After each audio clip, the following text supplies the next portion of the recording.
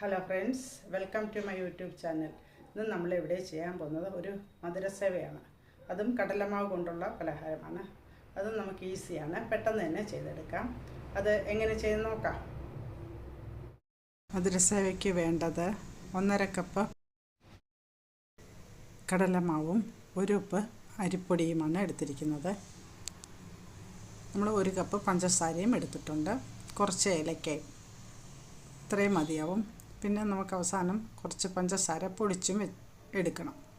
അപ്പം നമുക്ക് മാവിൽ വെള്ളവും ഉപ്പും ചേർത്ത് നല്ലപോലെ കുഴച്ചെടുക്കാം. നമ്മുടെ മാവ് ഇവിടെ നല്ലപോലെ കുഴച്ചെടുത്തിട്ടുണ്ട്, നല്ല സോഫ്റ്റാണ്. നമുക്കിനി ഇത്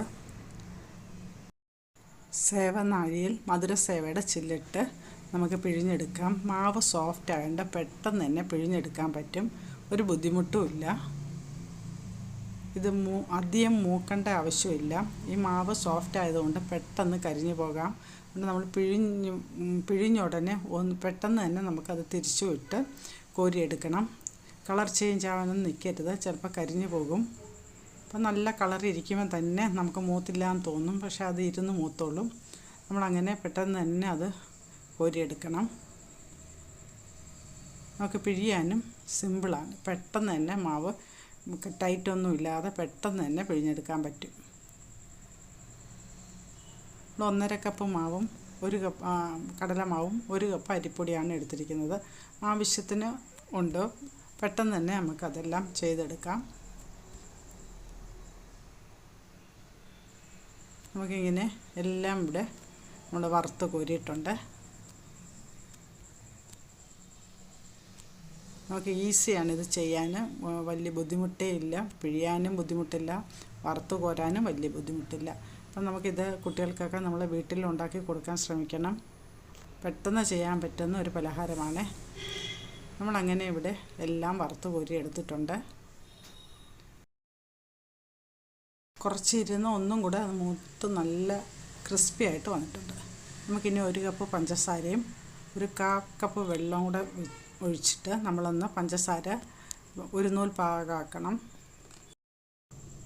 പഞ്ചസാര ലൈനി തിളച്ച ഉടനെ നമ്മൾ സിമ്മിൽ വയ്ക്കണം. ഇതിൻ്റെ കൂടെ തന്നെ നമുക്ക് ഏലക്കാപ്പൊടിയും ചേർക്കാം. ഇത് നല്ലപോലെ ഒരു നൂൽ പാകമാകുമ്പോൾ നമുക്ക് ഒരു ബേസിനിലോട്ട് നമ്മൾ വറുത്ത് വെച്ചിരിക്കുന്ന മധുരസേവ നമ്മൾ ചെറിയ പീസാക്കി വെക്കണം. പെട്ടെന്ന് തന്നെ പാകമാകുമ്പോൾ നമ്മൾ പഞ്ചസാര ലൈനി ഇങ്ങോട്ട് ചേർത്താലും മതിയാകും. നമുക്കതിങ്ങനെ ഒഴിച്ച് ചേർത്തതിന് ശേഷം കുറച്ച് പഞ്ചസാരയും ഏലക്ക പൗഡറും കൂടെ ചൂടോടെ തന്നെ പൊടിച്ചത് ഇതിൻ്റെ കൂടെ പുറത്തൊന്ന് വിതറിയിടാം.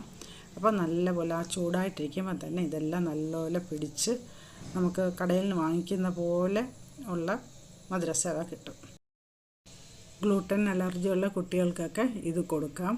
ഇത് ഗ്ലൂട്ടൻ ഫ്രീ ആയിട്ടുള്ളൊരു പലഹാരമാണ്.